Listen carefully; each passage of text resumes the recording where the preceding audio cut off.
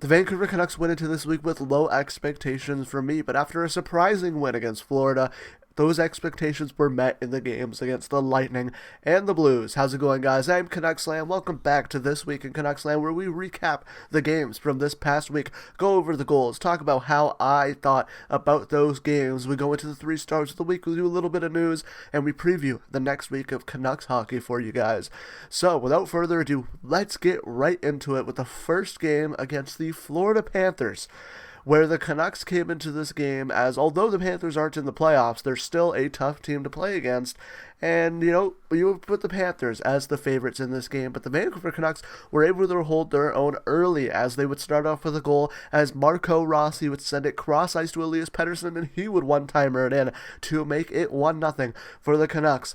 But then, tragedy would strike, as DPD would try to clear the zone. It would go off of his skate right to, I'm not saying his name, he would put it in to make it, to tie the game. Yeah, I did that in my game review. I just thought I extended over here. I thought it was funny, because the Canucks, I don't really like to say, well, I just said their names, so I guess we're screwed.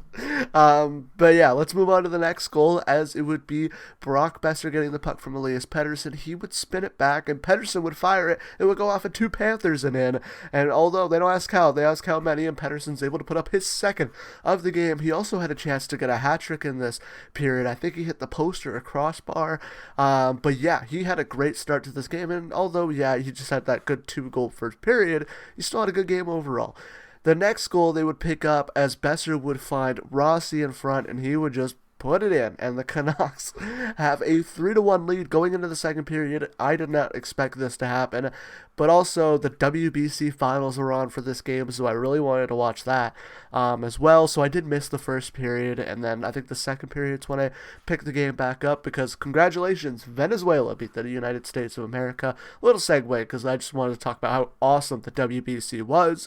But let's hop to the next goal, as the Florida Panthers would pick it up, as Carter Verhaeghe would skate to the front of the net. He put the puck in front, it would go to someone, he would put it to Bennett's put it on Bennett's stick, and he would put it in. As yet again, I'm not saying his name even though I have it in this video. Bennett would pick up one. Yet again, another player who you would probably expect me to not want to say his name, but he plays for Team Canada, so I give him a little bit of a pass. The Canucks would pick up the next goal, though, as DPD and Vander Kane would battle for it. Kane would try to send it in front. His second time would go right to Ratu. He would put it in, and the Canucks would extend their lead to 4-2. They would pick one more up here, as it would be Carlson finding O'Connor in front. He would put it in, and the Canucks would end up winning this game 5-2 against the Florida Panthers in a great performance, a great game, a fun game.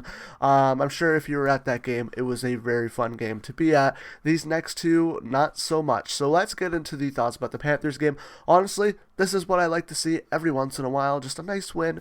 We're so far in last place, we could probably pick up a little bit more of these, and it won't hurt us as much. I think we could play 500 hockey at this point. All the way up to the end of the regular season, and if the Flames lose all their games, we're still tied with them. So if we just play under 500 hockey, we're guaranteed to get last place, which means we could pick up, like a win, 2 losses, and then like a win, 2 losses, maybe a win and a loss, and then 2 wins and a loss, and it kind of balance itself out to where we're just still under 500.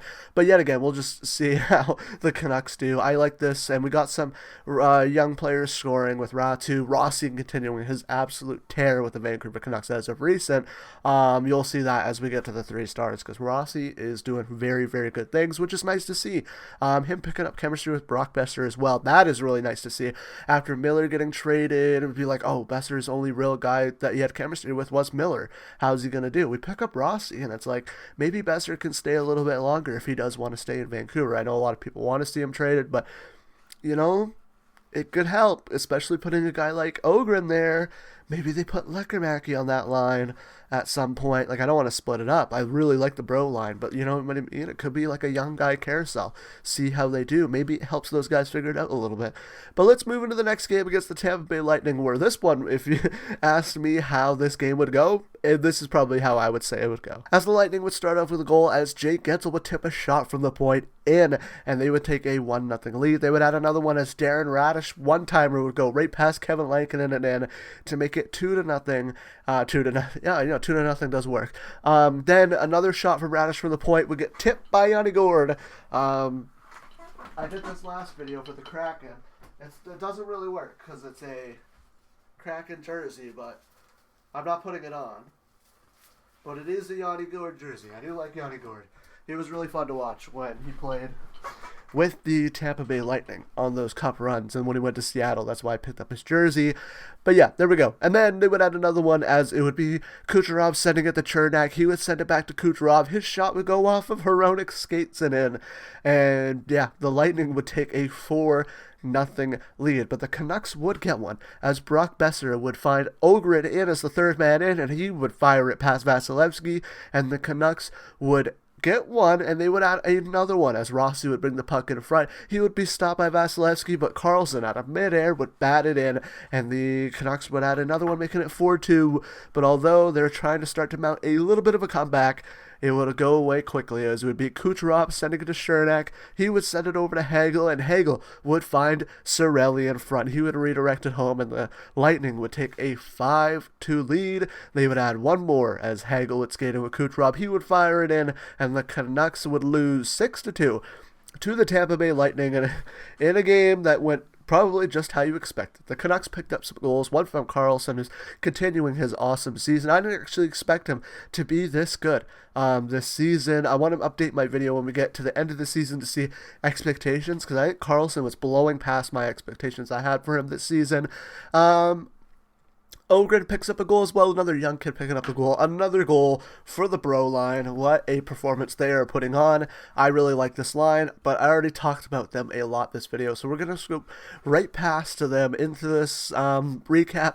Just kind of went exactly how I expected. That's really all I got to say about this game. We move into the game against the Blues, which unfortunately I didn't watch because I was out and about shopping, and I didn't know it was a 4 o'clock game. Hockey Night in Canada, they move our games because they want a different late game. So yeah, this game was at 4 o'clock, but while I was out, shout out to the person who recognized me. Thank you so much. It really means a lot when you guys recognize me. It's really cool. I'm not used to it yet, so I apologize if I am a little bit awkward, but if you're out there and you see me, say hi. Really appreciate it. But yeah, let's move into the game against the Blues, as they would start off with a goal, as Holloway would find Thomas in front. His shot would be stopped, but the former Canucks Suitor would put it in. Pew pew! I'm happy I'm still getting to say that. He's scoring a lot against us this year. Pew pew! Pew Suitor would put it in, and then the Blues would add another one, as Broberg would skate in, and he would send it back to Buchnevich, and he would one-timer it in. And yeah, 2-0 lead for the Blues. That was in the second period. We go into the third, where the Canucks would pick one up, as it would be Hronek giving the puck to Pettersson. He would walk the line a little bit back to Hronek, and a wrist shot would beat Binnington, and the Canucks would cut the lead in half. They're one goal away. They would take a penalty, as Hronek would do a little cross check, although I think it's a little weak. I think it is technically a penalty, so I'm going to back off from this one, as Hronek will go in the box, and while down and not having possession, Adam Foote would pull the goaltender, and Buchnevich and Kyrou would skate in, and it's Buchnevich to Kyrou and in, and the Canucks would lose 3-1 to the St. Louis Blues. Honestly, let's get eliminated from the playoffs as fast as possible is kind of the mantra that I'm on right now. I think next game we have a chance to do it, now that Nashville's up to 75 points if we lose. I'm not sure. I was doing the math on it earlier. I forget what it was. I think we can get up to 75, maybe 74. I could be wrong. But, I think it's 76. So if we lose the next game, yeah, we can only get up to 74, and they're already at 75. So that's what it is. Okay, so we do have a chance to get eliminated next game. We'll see how it happens. We get eliminated from the playoffs. If it was PWHL rules, start stacking the wins up. No, play to win. See if Adam Foote wants to keep his job, how good he's going to be at doing it. Obviously, he's trying to win right now, and it doesn't seem like it's going too well. This game against the Blues, don't really have too many thoughts. I just really thought that pulling the goalie at the end was very weird, because I didn't miss a lot of it, but yeah, the part I was able to catch, it was like, what is this decision? But all right, let's move into the news of the week. The news is that Victor Mancini signed a 2-year, $1 million contract with the Vancouver Canucks, which is really nice to see another young kid sticking around. He was an RFA at the end of the season. There was really no rush to do this, but I really don't mind it, because it's only $1 million. It's not like it's a big contract that it's like, oh, there's no rush doing this. Like, no, it's just like 2 years, $1 million for Mancini. I don't know if he comes out a UFA at the end of this contract. I think that takes him till he's 25. So let's see. He's going to be an RFA, but arbitration eligible. He doesn't become a UFA till 29-30.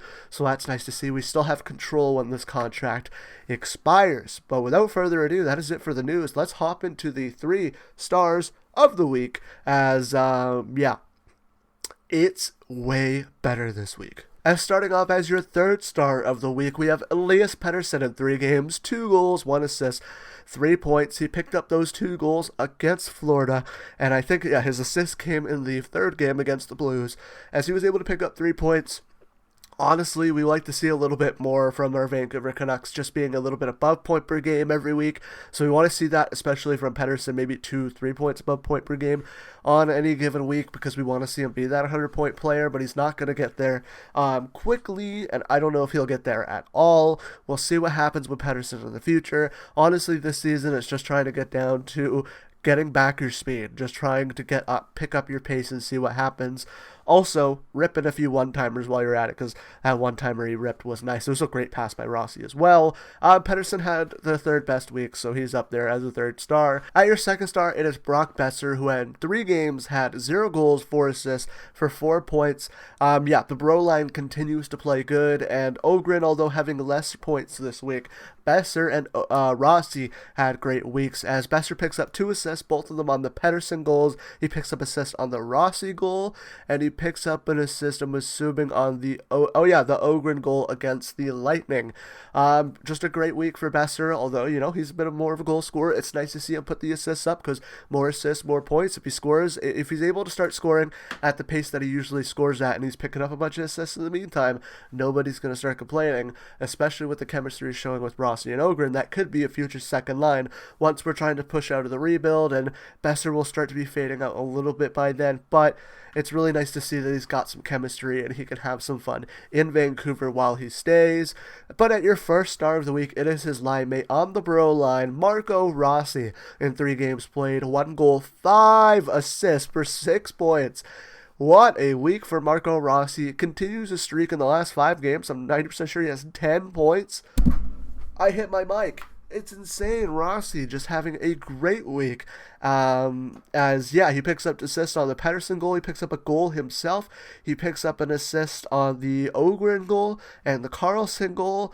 I'm missing one more assist. It might be either on the Hronek goal or the not the Ogren goal, the O'Connor goal, I think. But yeah, what a week for Rossi. He's continuing to play good with the Vancouver Canucks. He's showing Pettersson what he needs to produce at this point. Like, it's insane what Rossi is doing. It's nice to see, and he could be a valuable piece when we get out of this rebuild, a little bit older, but still able to produce. But he also could be a piece that the Canucks look to move within the next 3 seasons if contract negotiations get shaky.